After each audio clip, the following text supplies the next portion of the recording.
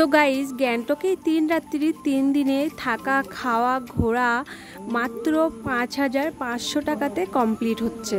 আমি তোমাদেরকে একদম শিয়ালদা থেকে শুরু করে গ্যাংটকে পৌঁছানো, থাকা খাওয়া ঘোরা কত টাকা খরচ হবে সব কিছুই আমি এই ভিডিওতে তোমাদেরকে দেখাচ্ছি ও বলছি। শিয়ালদা থেকে শিলিগুড়ি পর্যন্ত কাঞ্চনকন্যা ট্রেনের টিকিট পড়ছে এক একজনের পার হেড 750 টাকা আপ ডাউনে। শিলিগুড়িতে কাঞ্চনকন্যা এক্সপ্রেস সকাল 8টা 15-20 মধ্যে পৌঁছিয়ে যায়। ট্রেন থেকে নেমে ওভারব্রিজ দিয়ে গাড়ি স্ট্যান্ড ও বাস স্ট্যান্ডের দিকে যেতে হয়।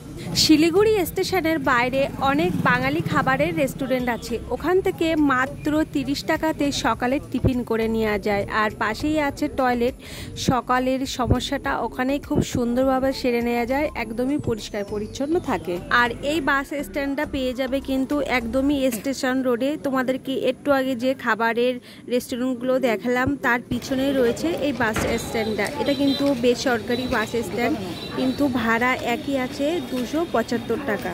আর এই যে বাসের উপর থেকে লাগেজ নামাচ্ছে দেখছো, এটা কিন্তু সরকারি bus stand, SNT bus stand. এই স্ট্যান্ডে আসতে গেলে মানে মেন রোডটা পার করে আসতে হবে। স্টেশন থেকে অল্প একটু দূরে 1 মিনিট মতো হেঁটে আসতে হবে এই স্ট্যান্ডে। এখানে কিন্তু গ্যাংটকে যাওয়ার পার হেড ভাড়া নিচ্ছে 275 টাকা। সরকারি বাসের সিটগুলি ও বসার জায়গাটা কিন্তু বেশ বড় থাকে।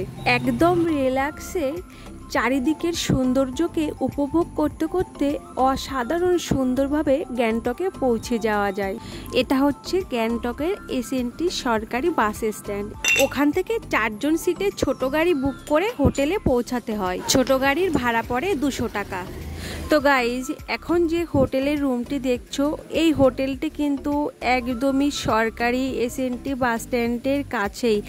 চাইলে বাস স্ট্যান্ড থেকে এই হোটেলে হেঁটে আসা যায়, শুধু পাহাড়ি রাস্তা বলে কষ্ট হয়, সেই জন্য আসার সময়টা অনেকে গাড়িতে করেই আসে। আর যাওয়ার সময় কিন্তু হেঁটে অনেক রিল্যাক্সে হেঁটে এই বাস স্ট্যান্ডে যাওয়া যায়, কারণ যাওয়ার সময়টা রাস্তাটা একদম ঢালু টাইপের থাকে, অনেক রিল্যাক্সে হেঁটে যাওয়া যায়। আর আসার সময় রাস্তাটা উঁচু থাকে, যেহেতু উঁচুর দিকটাতে উঠতে কষ্ট হয়, ওই জন্য সবাই প্রায় গাড়িতে করেই এই হোটেলে আসে। তো গাইজ, এখন তোমাদেরকে যে রুমটি আমি দেখাচ্ছি, এই রুমটিতে কিন্তু একসাথে 6 জন থাকতে পারবে। রুমটি কিন্তু ভীষণ বড় আর একদমই কিন্তু পরিষ্কার পরিচ্ছন্ন। চারিদিকের প্যাসেজটা দেখো কতটা বড়, হাঁটা চলাফেরা, বাচ্চা থাকলে তো কোনো সমস্যা নেই। ভীষণ বড় জায়গা, আর কোথাও কিন্তু ড্যাম পড়া নেই, একদম ক্লিয়ার ঝকঝকে চকচকে। আর একটা রুমে কিন্তু যেটুকু প্রয়োজনীয় জিনিস দরকার ট্যুরিস্টদের জন্য সেটুকু সব কিছুই আছে। চলো তোমাদেরকে এবার ওয়াশরুমটা দেখাই। দেখো, ওয়াশরুমটা কিন্তু ভীষণ বড় আর একদম পরিষ্কার পরিচ্ছন্ন। বালতি, মগ সব কিছুই আছে, গিজার আছে, সব সময় এখানে অ্যাভেলেবেল গরম জল পেয়ে যাবে। গিজার সব সময় অন করা থাকে যত সময় রুমের মধ্যে গেস্ট থাকবে। আর দেখো গিজারটা কত বড়, একবারে জল গরম হলে কিন্তু অনেকটাই থাকবে আর অনেক সময় কিন্তু ইউজ করতে পারবে। দুর্গন্ধর জন্য এখানে একটা ফ্যানও লাগানো আছে, সব কিছুরই মোটামুটি ব্যবস্থা আছে। এই রুমটির এখন ফুডিং লজিং চলছে পার ডে 900 টাকা। রুমটি যদি তোমাদের ভালো লাগে তাহলে স্ক্রিনে দেওয়া নাম্বারে যোগাযোগ করো। ওখানে আরও রুম আছে সিঙ্গেল ও 2 বেডের। তোমরা চাইলে রুমের ছবি ও ভিডিও হোয়াটসঅ্যাপে পাঠিয়ে দেওয়া যাবে।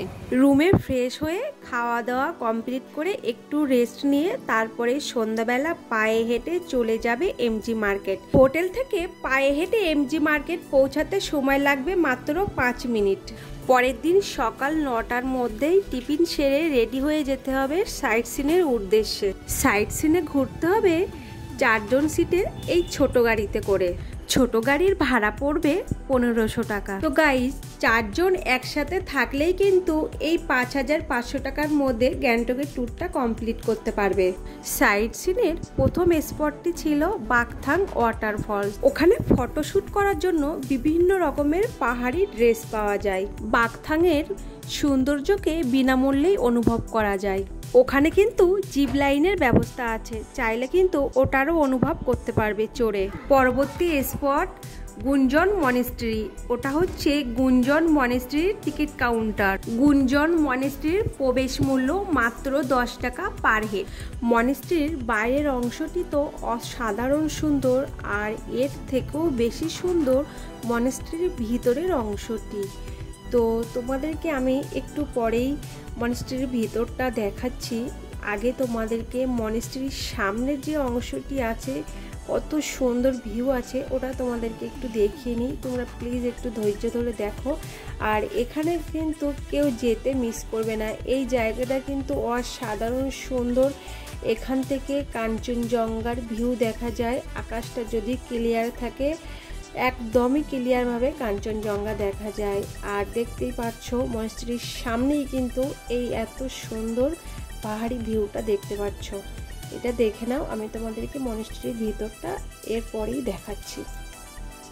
চলো এবার ভিতরটা দেখাই মনেস্ট্রি। এই যে দেখো মনেস্ট্রির ভিতরটা এতটা সুন্দর। এখানে 12টা বাজলে ধুমধাম করে ঢাক বাজবে, পুজো হবে। মানে ওখানে পাহাড়ি যে গানটা হয় মনেস্ট্রিতে, সেটা তোমরা 12টার পরে গেলে ওটা শুনতে পাবে। এবার চলো গণেশটকে। গণেশটকে কিন্তু প্রবেশ মূল্য দেয়া লাগে না, ওখানে বিনামূল্যেই সব কিছু অনুভব করতে পারবে। তবে তোমাদেরকে বলবো, তোমরা কিন্তু অবশ্যই একটু সিঁড়ি বেয়ে ওপরে উঠবে, তাহলে অত সুন্দর রূপোর গণেশ ঠাকুরকে দেখতে পাবে আর অসাধারণ ভিউও পাবে। একদম গণেশটকের উল্টো দিকেই কিন্তু চিড়িয়াখানা আছে, মানে দূরে কোথাও নেই, একদম পাশাপাশিই আছে। আর উপরে না উঠলে কিন্তু সুন্দর ভিউটাকে অনুভব করতে পারবে না। এটা কিন্তু রোপওয়ে। এই রোপওয়েতে একসাথে 20 জন চড়তে পারে। রোপওয়ের টিকিট মূল্য আপ ডাউনে 230 টাকা, আর শুধু যদি একবারই যেতে চাও তাহলে 176 টাকা। শুধু যেতে গেলে কিন্তু একদম নিয়ে চলে যাবে দেওরালি স্ট্যান্ডের ওখানে। ওখান থেকে আবার গাড়ি করে নয় হেঁটে হেঁটে আসতে হবে। সাইট সিন কমপ্লিট করে চলে আসবে রুমে। তারপরেই ফ্রেশ হয়ে দুপুরের খাওয়া কমপ্লিট করে একটু রেস্ট নিয়ে চলে যেতে পারো এমজি মার্কেটে কিছু কেনাকাটার উদ্দেশ্যে। পরের দিন সকাল 7টার মধ্যে টিফিন কমপ্লিট করে রেডি হয়ে বেরিয়ে পড়তে হবে ছাঙ্গু বাবা মন্দিরের উদ্দেশ্যে। তো এই যে গাড়িগুলো দেখছো, অনেকগুলি গাড়ি দাঁড়িয়ে আছে। এই গাড়িগুলো কিন্তু পারমিটের জন্য দাঁড়িয়ে আছে। যত তাড়াতাড়ি রুম থেকে বেরাবে তত তাড়াতাড়ি ছাঙ্গু লেক বাবা মন্দির পৌঁছাবে। এই যে এটা কিন্তু চেকপোস্ট, এখান থেকে পারমিশন দিচ্ছে, তারপরেই কিন্তু গাড়িগুলো যাচ্ছে। আর এখান থেকে কিন্তু 20 টাকা করে পার হেড ছাঙ্গু বাবা মন্দির যাওয়ার জন্য টিকিট কেটে যেতে হবে। ছাঙ্গু বাবা মন্দির যাওয়ার জন্য 4 জন সিটের ছোট গাড়ির ভাড়া নিচ্ছে 5000 টাকা, আর 10 জন সিটের গাড়ি বোলেরো বা সুমোর ভাড়া নিচ্ছে 6000 টাকা। পার হেড ভাড়া পড়ছে 600 টাকা, আর ছোট গাড়ির পার হেড ভাড়া পড়ছে 1250 টাকা। ছাঙ্গু লেক পৌঁছানোর কিছুটা আগে টয়লেট ও কিছু টিফিন করার জন্য গাড়ি দাঁড়ায়। ওখান থেকে শীতের জামা কাপড়ও ভাড়া পাওয়া যায়। আর কিছু কিছু রেস্টুরেন্ট আছে, সেখানে টয়লেটের ব্যবস্থা আছে। ওখানে খাবার আছে, মোমো, ম্যাগি, আলু পরোটা, আরও পার্সোনাল কিছু আছে। টিফিন কমপ্লিট করে অল্প কিছু সময়ের মধ্যেই চলে আসবে ছাঙ্গু লেক। ছাঙ্গু লেকে ফার্স্ট সময় না কাটিয়ে চলে যাবে বাবা মন্দিরের দিকে, কারণ ছাঙ্গু লেক থেকে বাবা মন্দির একটু দূরে আছে। আর ওই সাইডে একটু মেঘ আর হালকা স্নোফল হলেই কিন্তু আর্মিরা আর বাবা মন্দিরে যাওয়ার পারমিশন দেবে না। তাই ওয়েদার ভালো থাকতে থাকতে বাবা মন্দির ঘুরে আসাই ভালো, আর নিজেদের জন্য কিন্তু অনেক সেফটি। ছাঙ্গু লেকে এক চড়ার জন্য কিন্তু কোনো ফিক্সড রেট নেই, এক এক জনের থেকে কিন্তু এক এক রকম রেট নিচ্ছে। আর একটা কথা তোমাদের না জানালেই নয়, সেটা হচ্ছে অত সুন্দর বরফের আরও বেশি করে মজা নেওয়ার জন্য অনেকে কিন্তু পাহাড়ের উপর দিকে উঠে যায়। সেটা আমি তোমাদেরকে মানা করব, কারণ পাহাড়ে কিন্তু খাদ থেকে যায়, সেই খাদের মাঝখানে কিন্তু কিছুটা বরফ জমে কিন্তু একটা লেয়ার তৈরি হয়ে থাকে। ওই লেয়ারের ওপরে প্রেসার পড়লে খাদের মধ্যে ঢুকে যাওয়ার একটা কিন্তু সমস্যা থেকেই থাকে।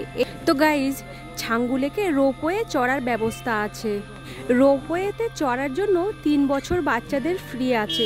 আর আমাদের ইন্ডিয়ানদের জন্য রোপওয়ে চড়ার টিকিট মূল্য আছে পার হেড মাত্র 360 টাকা। বিদেশিদের রোপওয়ে চড়ার টিকিট মূল্য আছে 450 টাকা। বিদেশিরা কিন্তু শুধুমাত্র ছাঙ্গু লেক পর্যন্তই পৌঁছাতে পারে, ওদের কিন্তু বাবা মন্দিরও নাতুলা যাওয়ার পারমিট নেই। রোপওয়ের শেষ সীমান্তর উচ্চতা না তোলার সমান। সব সৌন্দর্যকে উপভোগ করে রুমে ফিরে এসে ফ্রেশ হয়ে খাওয়া দাওয়া কমপ্লিট করে রেস্ট নিয়ে পরের দিন গ্যাংটকের এসএনটি সরকারি বাস স্ট্যান্ডে গিয়ে 275 টাকার টিকিট কেটে 4 ঘন্টা 30 মিনিটের পথ অতিক্রম করে ফিরে আসতে হবে শিলিগুড়িতে। শিলিগুড়ি থেকে আবার সেই কাঞ্চনকন্যা এক্সপ্রেস ধরে ফিরতে হবে শিয়ালদাতে। এই ভিডিওটি দেখার জন্য তোমাকে অসংখ্য ধন্যবাদ।